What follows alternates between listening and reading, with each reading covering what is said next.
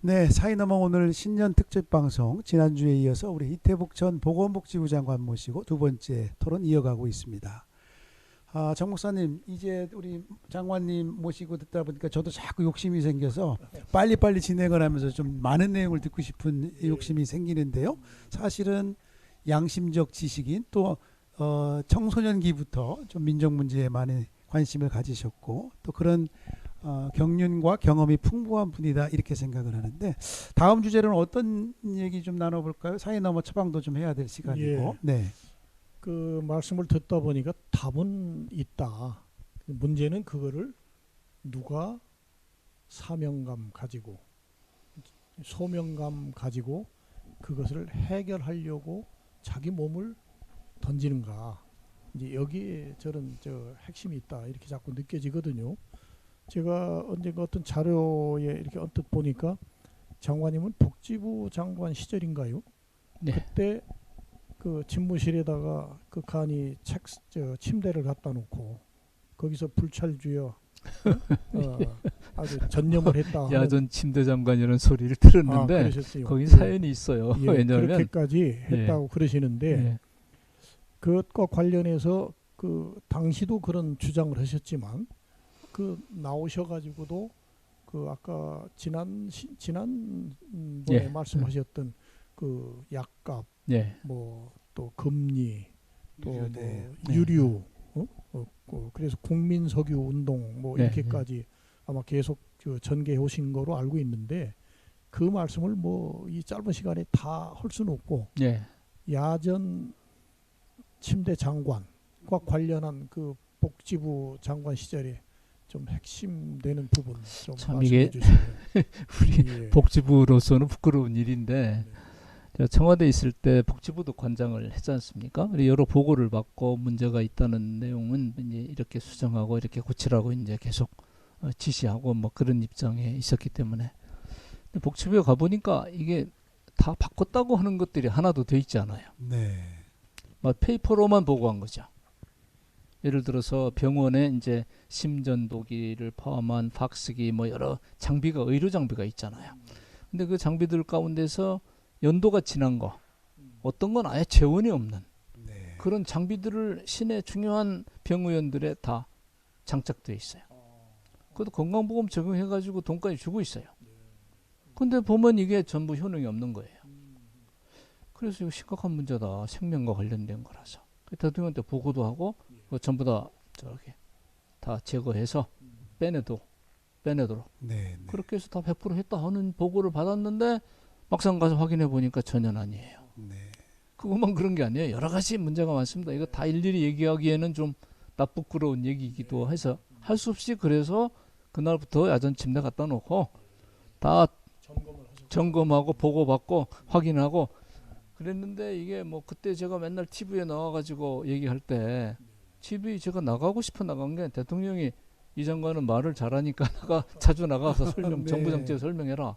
그래서 제가 나가서 자꾸 얘기하게 됐는데 예를 들어서 중증 치매 노인이 2만 8천 얼마다 이렇게 얘기했는데 가서 확인해 보니까 근거가 명확치 않아요. 제가 이거보다 훨씬 중증 치매가 많을 텐데 왜 이거밖에 안 나오나 이렇게 생각했는데 전에는 그걸 일일이 따질 수 있는 기회가 없었거든요. 예. 복지부 가니까 따질 수 있잖아요. 그거 너 저 자료 내놓은 거 내놔라. 보니까 이게 샘플이야. 그걸 내가 모르고 그냥 가서 또 열심히 떠든 거예요. 복지부는 그렇게 알고 있고. 예. 도대체 그런 일이 수두룩해요. 이게 중앙부처가 전부 그렇다는 겁니다. 지금 상황이. 그래서 저는 이제 이번에도 예를 들어서 이제 긴급 재난지원금이라 해서 이렇게 주는데 2차 지원금을 지금 못 받고 있는 데가 있어요. 예. 그게 한 10% 이상 됩니다. 제가 파악하기로는. 제가 여러 군데 확인을 해봤어요. 네, 네. 근데 또 3차 지원한다고 하잖아요. 그 사람도 불만은 더 올라갈 겁니다. 그런데 이제 지금 아예 그 지원에서 빠진 사람들이 있어요. 장기 실업자들입니다. 근데 장기 실업자 1, 200만이 아니잖아요. 이제 500만이 넘어요. 네. 사실은. 정부 통계에도 안 잡히죠. 걔들은 아예 빠져버렸습니다.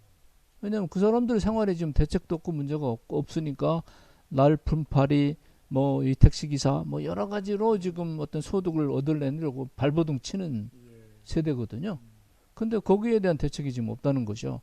그래서 이런 점을 생각해 보면 좀 여러 가지 고쳐야 될 부분이 많은데 지금 현실에서 볼 때는 그럼 왜 이게 안 고쳐지냐 이게 문제지 않습니까?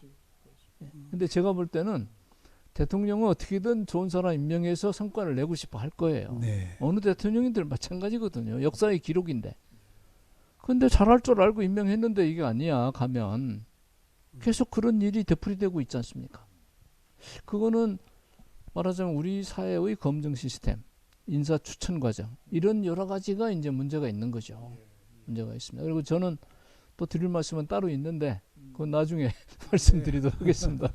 그러니까 예. 지금 장관이 말씀을 듣고 보면 결국은 대통령은 선한 의지가 있고 그 일을 하려고 하는 사명도 있는데 그걸 실질적으로 일선에서 실천을 해야 될 각 부서 장관이나 또는 참모들 예. 그 인사 시스템에 문제가 있다. 그거는 장관님만의 지적이 아니라 일반 사람들 상당수의 그런 우려이기도 하고 저 또한 그런 생각을 하거든요. 그래서 물론 뭐 그동안 해왔던 여러 가지 그 시스템 제도상 그런 문제가 있지만은 이제 좀 대통령께서 좀 길을 좀 넓히셔서 의견을 다양하게 그래서 이 좀 각계 원로들의 그런 의견을 좀 수렴을 해서 인재들을 좀 폭넓게 그래서 마지막 그 남은 아까 장관님은 이제 얼마 안 남았다 그러셨지만 저는 만만 모으고 뜻만 집중해서 한다면 이 500일 남은 기간에 결코 짧지 않은 기간이기 때문에 그러면 마무리 잘 할 수 있다. 그리고 말씀하신 대로 저도 어쨌든 이 정권이 성공을 해야 또 이 국가의 미래도 있는 거 아니냐 이런 점에서 좀 대통령께서 그 원로들의 그런 좀 소리 또 그런 추천 이런 것들에 좀 귀를 기울이는 그런 좀 계기가 됐으면 좋겠다. 이걸 다시 한번 절감하게 됩니다. 예. 저는 또 한편으로 그 아까 말씀하신 5대 거품 빼기 운동 또 그 실천 과제를 몇 개 국민의 능력 차원에서 전개하셨던 것 같고 국민 석유를 또 한번 추진하셨었는데 네. 짧지만 그 얘기도 좀 한번 소개를 해주시면 어떨까 싶습니다. 저희들이 이제 기름값이나 핸드폰 요금, 카드 수수료, 약값, 은행 예대 마진 뭐 이런 부분을 좀 낮추자. 왜냐 한 달 생활비에서 빠져나가는 게 많으니까 20-30만 원씩 다 빠져나가거든요. 그거를 좀 낮춰서 국민 생활을 좀 안정시키자. 뭐 그런 차원에서 한 것이고 이게 되게 독과점 영역과 연관이 많습니다. 근데 그렇게 40만 명 가까운 서명을 받아서 감사원한테 서류도 제출하고 이거 개선하고 바꾸자. 국회도 네네. 법안까지 제출하고 이랬는데 하나도 진행되는 게 없어요. 예. 없었습니다. 그래서 이게 도저히 이런 거 방식으로는 안 되겠다. 우리가 시범 사업을 한번 해보자. 그래서 이제 의견 모아진 것이 국민석유를 구체적으로 한번 해보자. 네. 그런 의견이 모아진 거죠. 네. 근데 사실 제가 그 당시 언론에 나가서 여러 이제 주로 정유사가 안 된다는 걸 선전하기 위해서 언론사들한테 이태복이 불러다가 인터뷰해봐라 이렇게 해가지고 나오는 건데 제가 나가서 설명을 제대로 현실대로 있는 그대로 다 설명을 잘했어요. 예. 그래서 이제 호소력도 있었고 그래서 이제 상당히 많은 그 관심들이 있었는데 막바지에 주요 메이저 언론들이 안 된다고 계속 기사를 때려가지고 예. 그래서 돈을 내기로 약속한 분들이 돈을 내지 않았어요. 그 메이저 네. 언론이라는 게 결국 그 메이저 석유회사하고 다 다 유착 관계죠. 큰 그렇죠. 데는 광고비가 한 회사에 보통 그 당시에 네. 그 당시에 15, 16년 전이죠. 보통 250억에 300억 정도 광고비를 줘요. 한 회사에, 네. 한 언론사에. 그러니까 엄청난 광고주고 엄청난 광고주죠. 그러니까 거기 간부가 저한테 그래. 저도 아는 사람이 굉장히 많잖아요. 네. 선배님, 저희들 이거 못 씁니다, 기사. 못 씁니다. 네. 왜 그러냐 그랬더니, 아이 우리가 광고비를 이렇게 받는데 어떻게 이게 잘 된다고 기사 쓸 수가 없습니다. 죄송합니다. 나중에 다른 건 있을 때 쓰겠습니다. 네. 이런 전화를 후배들이 하더라니까요. 그래서 아이고 이놈의 메커니즘을 어떻게 바꿔야 될 건지 정말 깝깝했는데 어쨌든 뭐 여러 과정을 거쳐서 굉장히 좋은 조건이 많았는데도 불구하고 끝내 LC를 열지 못했어요. 그 이태보이가 파워가 없어서 그런가 봐. 그러니까 만약에 장관님께서 다시 그걸 할 수 있다면 예. 현 기름값의 30% 정도는 낮출 수 있다. 뭐 그건 지금도 마찬가지입니까? 지금은 유가가 이제 너무 떨어져서 원유 어. 가격이 워낙 떨어져 있지 않습니까? 42, 3불 정도가 이제 돼서 네. 떨어져 있는데 그런 마진폭이 좀 줄어든 거죠. 줄어들었지만 저는 뭐 얼마든지 20% 정도는 낮출 수 있다 이렇게 생각하고 있고 또 정부도 이게 기름값에 세금을 많이 붙여요. 많이 붙이는데 이 코로나 전국의 어려운 시기인데 어떻게 그렇게 비싸게 팔아먹느냐? 1,340원, 1,400원 하잖아요, 지금. 1,400, 또 1,500까지 올라가요. 그러면 정유사들은 또 적자다 어쩌다 막 떠들거든요. 근데 그건 사실은 더 따져봐야 돼. 그러니까 이게 국민들 부담은 이 어려운 코로나의 어려운 시기에 국민들 보고 자꾸 허리띠 졸라매고 뭐 이거 이겨나가자 말만 해서 소용이 없어요. 이런 건 정책적으로 바꿔줘야 되거든요. 정부도 부담을 하고 그러면 뭐 30% 아니 40% 낮출 수도 있죠. 네, 개혁 과제 논의하다 보니 저는 또 한 가지는 국민과의 소통에 관한 이제 예. 대통령 또 상층부의 그런 노력도 좀 주문하고 싶은데 제가 어느 자료에서 보니까 오히려 MB 박근혜 정부 때보다도 대통령의 기자회견 수가 너무 현저히 적다. 뭐 이런 얘기도 좀 본 게 있는데 수석으로도 근무하셨으니까 어떻습니까? 예. 지금 대통령의 국민과의 소통. 저희들 때도 역시 대통령께서 이렇게 나가서 얘기도 많이 하셨고 또 중요한 국정 현안에 대해서는 뭐 이태복 수석이 나가서 좀 KBS 가서 얘기하라 어디 가서 얘기하라 이런 말씀을 자주 하셨어요. 자주 예. 하셨는데 근데 저희들 때도 역시 임기 후반기로 가면 여러 이 뭐 그 자식들 문제를 포함해서 많은 문제들이 발생했잖아요. 네. 그게 이제 정부한테 부담이 되는 거예요. 그 질문을 틀림없이 받게 되는데 그거 굉장히 어려워지는 거죠. 그래서 저는 아쉬운 거는 촛불 정부니까 문재인 정부가 당당하게 얘기하고 당당하게 국민들한테 설명을 해야 한다. 그것이 오히려 지지를 넓히고 확대할 수 있는 길이 되는 거고 장관들도 나와서 얘기를 분명히 해야 되는데 전부 숨어 네. 안 보여. 그거 다 대통령한테 가잖아요. 그렇습니다. 네. 청와대가 그런 부분을 잘 짜고 정리를 해야 되는데 추윤 갈등 과정에서도 사실 청와대가 안 보였어요. 예. 그 고스란히 대통령한테 가는 거거든요.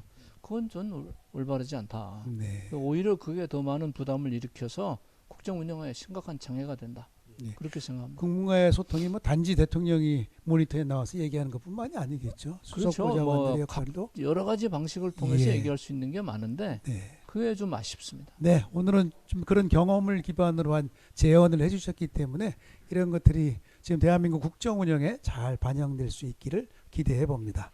오늘 여기까지 하겠습니다. 이제 벌써 네. 시간이 그렇게 다 그렇습니다. 됐는가요? 네, 아니 네. 이거 뭐 시작하는 줄 알았는데 벌써 저희- 끝났네. 아마 우리 저희들 방송 끝나고 또 계속 좀 이런 얘기를 이어가면서 그러시- 저희들에게도 예, 공부할 그러시죠. 시간이면 예. 하도 좋겠습니다. 던지셨다. 네. 이렇게 말씀 그러시죠. 이렇게 생각하시면 좋겠습니다. 네. 예, 예. 신년 특집 사이 넘어 원로에게 듣는다. 지난주에 이어 이태북 전 보건복지부 장관 모시고 대담 나눴습니다. 대담 함께해 주신 정지강 목사님 그리고 이태북 전 장관님 감사합니다.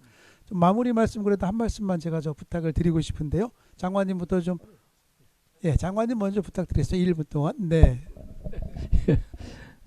뭐 할 얘기는 굉장히 많은데 사실은 목사님들이 주로 크리스찬들이 이제 시청하고 있는 그런 채널이라서 어쨌든 요새 교회가 여러 가지 문제를 많이 일으키고 있잖아요. 네. 또 저는 그게 참 아쉽게 생각합니다. 왜냐하면 아까 얘기한 부산의 그 모 교회 같은 경우는 저희한테도 후원해 주셨던 그런 교회거든요. 네. 매우 보수적인 교회인데 저희 취지에 동의하시고 인간의 대지도 후원하시고 그러셨던 교회인데 은퇴하셨죠. 지금은 은퇴하셨고 그런데 어쨌든 교회가 좀 같이 마음을 열고 신앙도 중요하고 공동체 운명도 중요합니다. 그래서 그런 부분에 좀 교계의 지도자들이 마음을 열고 국민 전체의 방역을 위해서 좀 함께 노력하는 이게 필요하리라고 생각합니다. 네. 목사님. 예. 네. 신년의 첫 그 손님으로 저희가 이태복 장관님을 이렇게 모셨고 이게 그 뜬 말이 아니라 레토릭이 아니라 실제적인 그런 뭐 아까 장관님은 벌써 끝났냐 하실 말씀이 뭐 굉장히 많으신데 또 저희도 또 듣고 싶은 말씀도 많이 있는데 제한된 그 시간이기 때문에 아쉽습니다만은, 그러나 그 주신 여러 가지 말씀을 토대로 해가지고 하나씩 하나씩 실천할 수 있는 것이 어떤 부분이고 어디서부터 실천해 가야 할 건지 하는 것들을 저희가 더 좀 꼼꼼히 그렇게 살펴나가도록 그렇게 하겠습니다. 아유, 감사합니다. 네.